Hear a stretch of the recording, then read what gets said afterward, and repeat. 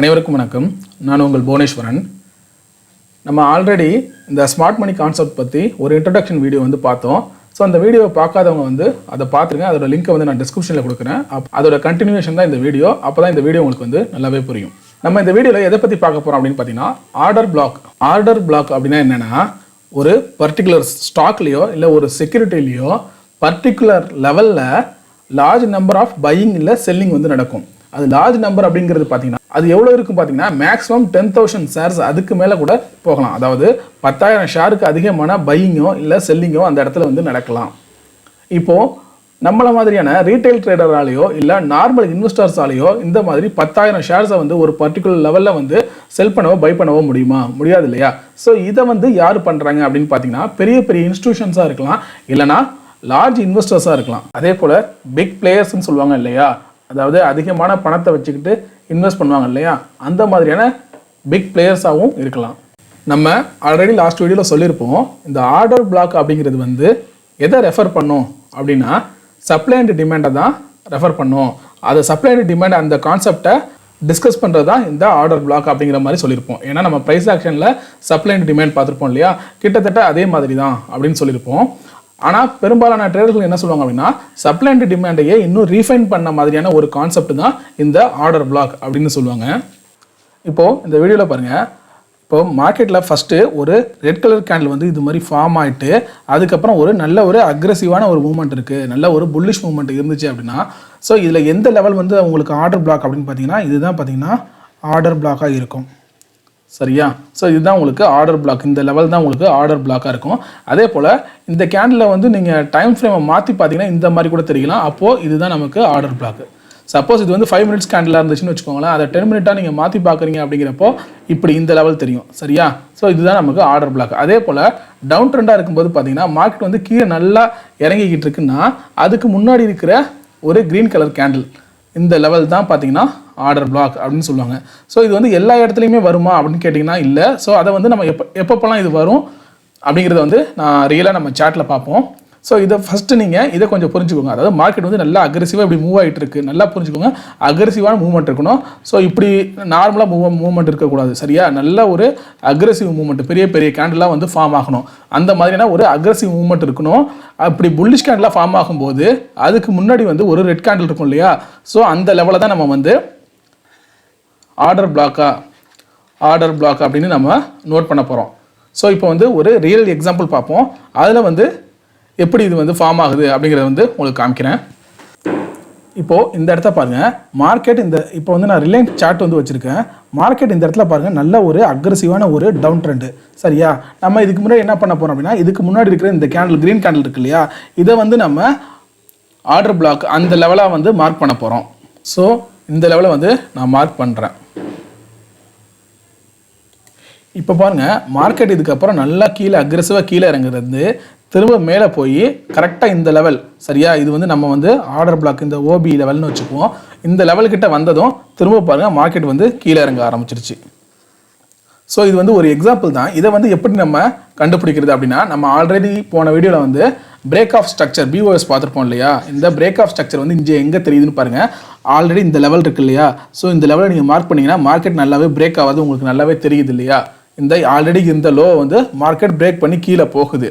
கீழே போகிறப்போ நீங்கள் எப்படி இதை புரிஞ்சுக்கணும் அப்படின்னா இதுக்கப்புறம் மார்க்கெட் வந்து ரிவர்ஸ் ஆகி வருது அப்படின்னா இந்த இடத்துக்கிட்ட வரும்போது திரும்ப நம்ம வந்து செல் பண்ணலாம்.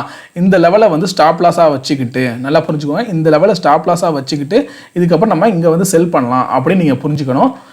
அதுக்கு தகுந்த மாதிரி நீங்கள் ஆர்டர் ப்ளேஸ் பண்ணீங்க அப்படின்னா அதுக்கப்புறம் உங்களுக்கு வந்து நல்ல ஒரு ப்ராஃபிட் இருக்கும். ஸோ இது வந்து பார்த்தீங்கன்னா இந்த இதில் என்னென்னலாம் கன்ஃபர்மேஷன் இருக்குன்னா, ஃபஸ்ட்டு கன்ஃபர்மேஷன் ஒன்று வந்து என்னென்னா மார்க்கெட் வந்து அக்ரெசிவாக மூவ் ஆகணும். சரியா? அதாவது இது மாதிரி நார்மலாக இந்த இடத்துல உங்களுக்கு தெரியுது இது வந்து ரொம்ப அக்ரெசிவ் மூவ்மெண்ட் இல்லை, நார்மலாக தான் மூவ் ஆகிட்டு இருக்கு, நல்லா தெரியுதா. ஆனால் இந்த இடத்த பாருங்கள், பெரிய பெரிய கேண்டில், அதாவது ரெட் கேண்டில் பெருசாக விழுந்திருக்கு.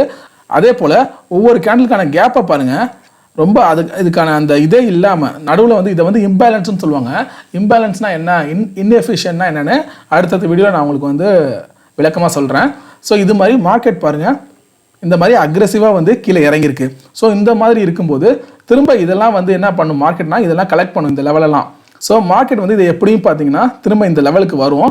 அப்படி இருக்கிறப்போ நீங்கள் என்ன பண்ணணும்னா மார்க்கெட் இந்த லெவலில் டச் பண்ணுறப்போ இதை வந்து உங்களோட ஸ்டாப் லாஸ் இந்த லெவல் சரியா இந்த ஓபியோட ஹையர் லெவல் இந்த லெவலில் ஸ்டாப் லாஸாக வச்சுக்கிட்டு இந்த இடத்துல திரும்ப நீங்கள் செல் பண்ணுறீங்க அப்படிங்கிறப்போ உங்களுக்கு நல்ல ஒரு ப்ராஃபிட் கிடைக்கும்.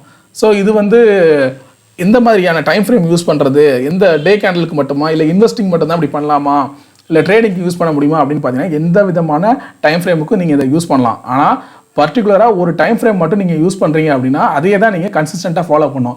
நீங்கள் ஒரு இன்வெஸ்டராக இருந்தீங்க அப்படின்னா டே கேண்டில் வந்து யூஸ் பண்ணிக்கிட்டு ஸோ இது வந்து உங்கள் இன்வெஸ்டிங் பர்பஸ்க்காக வச்சுக்கலாம். இப்போ நீங்கள் டே கேண்டில் வச்சுருக்கீங்க, மார்க்கெட் இங்கேருந்து திரும்ப இங்கே வந்து இந்த ஓபி லெவலை வந்து டச் பண்ணுது சரியா. அப்போ டச் பண்ணுறப்ப இந்த இடத்துல என்ன பண்ணலாம், திரும்ப நீங்கள் வந்து ஒரு செல் கொடுக்கலாம். உங்களுக்கான ஸ்டாப் லாஸ் இந்த லெவலில் வச்சிங்க அப்படின்னா மார்க்கெட் வந்து நல்ல ஒரு ப்ராஃபிட்டில் இருக்கும். இதே போல் பையிங்க்கும் அந்த லெவல் இருக்குது. ஸோ ப்ரைஸ் ஆக்ஷனில் சப்ளை அண்ட் டிமாண்ட் தெரிஞ்சவங்களுக்கு இது நல்லாவே புரியும். ஸோ இது வந்து பார்த்தீங்கன்னா நல்ல ஒரு சப்ளை ஜோனு சரியா. இதை வந்து நம்ம சப்ளை ஜோனுன்னு சொல்லுவோம். அதே போல் கீழே இருக்கிற லெவலை வந்து நம்ம டிமாண்ட் ஜோனுன்னு சொல்லுவோம். இதே மாதிரி தான், இதே சேம் கான்செப்ட் தான் நம்ம இந்த ஸ்மார்ட் மணிலையும். ஆனால் இது வந்து கொஞ்சம் பார்த்தீங்கன்னா இன்னும் நிறைய கன்ஃபர்மேஷன் நமக்கு நல்லா இருக்கும். அதாவது மார்க்கெட் வந்து இதுக்கு ப்ரீவியஸ் அந்த ஸ்விங்கை வந்து பிரேக் பண்ணுதா, திரும்ப அதை வந்து ரீடச் பண்ணுதா அப்படிங்கிற மாதிரி கன்ஃபர்மேஷன்லாம் நிறைய இருக்கும். அப்படிங்கிறப்போ நம்மளோட கான்ஃபிடென்ட்ங்கிறது அதிகமாக இருக்கும். சரி, ஹை ப்ராபபிலிட்டி இருக்கும். அதாவது உங்களோட வின்னிங்க்கு பார்த்தீங்கன்னா இதில் ஹை ப்ராபபிலிட்டி அப்படிங்கிறது இருக்கும். ஸோ இது வந்து இந்த விஷயத்தை மட்டுமே வச்சுக்கிட்டு நம்ம ட்ரேட் பண்ணிடலாமா அப்படின்னா இல்லை. ஸோ இதில் நிறைய கண்டிஷன்ஸ்லாம் இருக்குது. நம்ம ஆல்ரெடி சொன்ன மாதிரி ஃபஸ்ட்டு கண்டிஷன் வந்து நல்லா ஒரு அக்ரெசிவாக மூவ் ஆகணும்.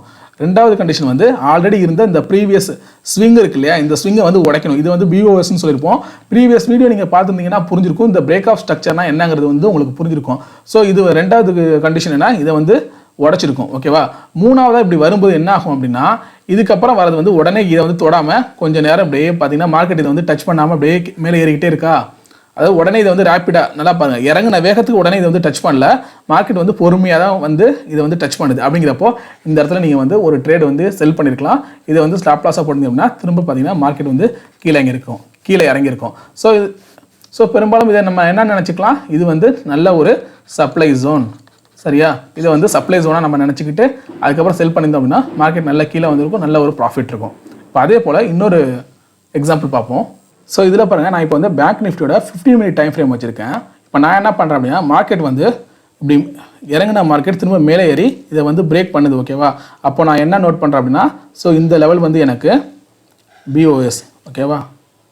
ஸோ இந்த லெவல் வந்து எனக்கு ஆர்டர் பிளாக் அப்படின்னு நான் வந்து மார்க் பண்ணிக்கிறேன் சரியா. இந்த இடத்துல வந்து நான் ஆர்டர் பிளாக் அப்படின்னு மார்க் பண்ணிக்கிறேன். இதே போல் பாருங்கள், மார்க்கெட் வந்து இப்படி கீழே இறங்குனது ஆல்ரெடி இருந்த இந்த ஸ்விங்கை இதை வந்து பிரேக் பண்ணுது. ஸோ இந்த பிஓஎஸ் பிரேக் ஆஃப் ஸ்ட்ரக்சர் வந்து பிரேக் பண்ணிட்டு திரும்ப அகைன் வந்து மார்க்கெட் இதை தொடும்போது நான் இந்த இடத்துல செல் பண்ணுவேன் அப்படின்னு நினைக்கிறேன். அதே போல் பாருங்கள், மார்க்கெட் திரும்ப நல்லா மேலே ஏறுது.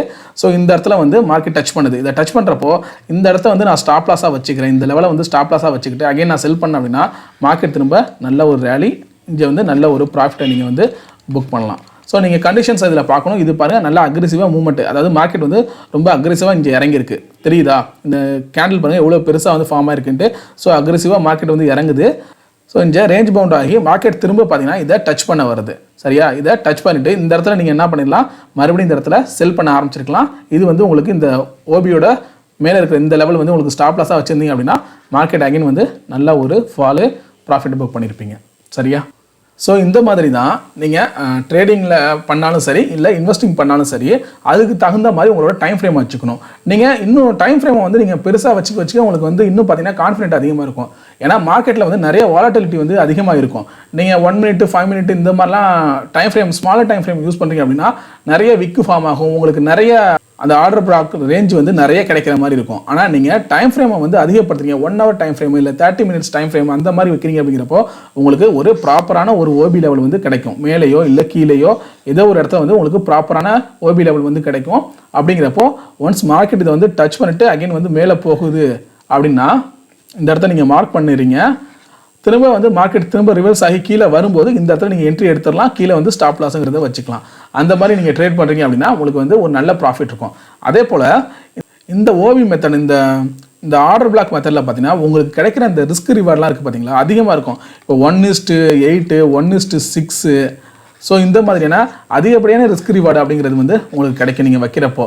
ஏன்னா நீங்கள் எல்லா இடத்துலையும் ட்ரேட் எடுக்க போகிறதில்ல சரியா.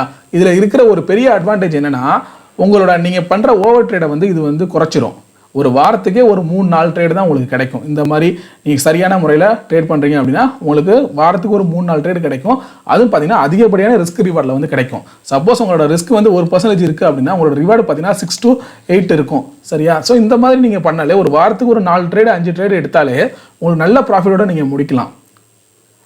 தேவையில்லாமல் ஓவர் ட்ரேட் அப்படிங்கிறது வந்து பண்ண மாட்டீங்க. ஸோ இதில் இருக்கிற இன்னொரு நல்ல அட்வான்டேஜ் என்னன்னா உங்களுக்கு ஓவர் ட்ரேட் அப்படிங்கிறது வந்து வராது. ஏன்னா நிறைய பேர் என்ன பண்ணுவோம் அப்படின்னா ஸ்கேல்பிங் பண்ணுறோம், இல்லை நல்ல ஒரு மார்க்கெட் வந்து மேலே போயிட்டுருக்கு, ஸோ இந்த இடத்துல ஒரு ட்ரேடு, அப்புறம் இதுக்கப்புறம் ஒரு ட்ரேடு அப்படின்ட்டு வரிசையாக ஒரு ட்ரேடு மார்க்கெட் எங்கெங்கெல்லாம் போகுதோ ஒரு 5 பாயிண்ட்லேருந்து 10 பாயிண்ட் வரைக்கும் ஒரு ப்ராஃபிட் புக் பண்ணிட்டு அடுத்தடுத்து ட்ரேட் எடுத்துக்கிட்டே இருப்பீங்க. அப்படி இருக்கும்போது உங்களுக்கு வந்து ஓவர் ட்ரேட் பண்ணி உங்களுக்கு ரொம்ப ஒரு ஸ்ட்ரெஸ்ஸும் வந்துடும். இதே நீங்கள் வந்து இந்த மாதிரி ஆர்டர் பிளாக்கை யூஸ் பண்ணுறீங்க அப்படின்னா, சப்ளை அண்ட் டிமாண்டை வந்து யூஸ் பண்ணி ட்ரேட் எடுக்கிறீங்க அப்படின்னா ஏதாச்சும் ஒரு நல்ல ஒரு இடத்துல வந்து நீங்கள் இந்த இடத்துல ஒரு ட்ரேட் எடுப்பீங்க. ஸோ இதை வந்து ஸ்டாப் லாஸாக போட்டுருவீங்க. அதுக்கப்புறம் மார்க்கெட்டோட ஒரு லெவல் உங்களுக்கு தெரியும். ஸோ இந்த லெவல் மார்க்கெட் கீழே இறங்குறப்பையும் சரி ஏறப்பையும் சரி இதுக்கு முன்னாடி இங்கே வந்து ஒரு ஆர்டர் பிளாக்கை நீங்கள் வந்து கிரியேட் பண்ணி வச்சிருப்பீங்க. அதாவது நீங்கள் வந்து ஐடென்டிஃபை பண்ணி வச்சிருப்பீங்க. அந்த லெவல்கிட்ட டச் பண்ண போகிறப்ப அந்த இடத்துல நீங்கள் ப்ராஃபிட்டை புக் பண்ணிடலாம். நார்மலாகவே இப்போ மேலே வந்து ஒரு ஓபி வந்து இப்போ ஆர்டர் பிளாக் இந்த இடத்துல நீங்கள் ஐடென்டிஃபை பண்ணுறீங்க அப்படின்னா அதுக்கப்புறம் மார்க்கெட் கீழே வந்ததுக்கப்புறம் இந்த இடத்துல ஏதோ ஒரு ஆர்டர் பிளாக்கை வந்து ஐடென்டிஃபை பண்ணியிருப்பீங்க. அப்படிங்கிறப்போ திரும்ப இது வந்து மேலே ஏறினாலோ ஏறுறப்போ என்ன பண்ணுவீங்க அப்படின்னா இங்கே ஏதாச்சும் ஒரு ஆர்டர் பிளாக் இருக்குது அப்படின்னு ஐடென்டிஃபை பண்ணிட்டு அந்த இடத்துல நீங்கள் வந்து ப்ராஃபிட் வந்து புக் பண்ணிப்பீங்க. ஸோ இந்த மாதிரி ஆர்டர் பிளாக் யூஸ் பண்ணி நீங்கள் ட்ரேட் பண்ணுறீங்க அப்படிங்கிறப்போ உங்களோட ப்ராஃபிட் வந்து உங்கள் ப்ராஃபிட்டோட ப்ராபபிலிட்டி அப்படிங்கிறது பார்த்தீங்கன்னா ரொம்பவே அதிகமாக இருக்கும், ஹை ப்ராபபிலிட்டி இருக்கும். ஸோ இந்த வீடியோ உங்களுக்கு பிடிச்சிருந்துச்சுன்னா லைக் பண்ணுங்கள், உங்கள் ஃப்ரெண்ட்ஸ்க்கும் ஷேர் பண்ணுங்கள். உங்களுக்கு ஏதாவது சந்தேகங்கள் இருந்தால் கமெண்ட் பண்ணுங்கள், மறக்காமல் சப்ஸ்கிரைப் பண்ணிடுங்க. தேங்க்யூ.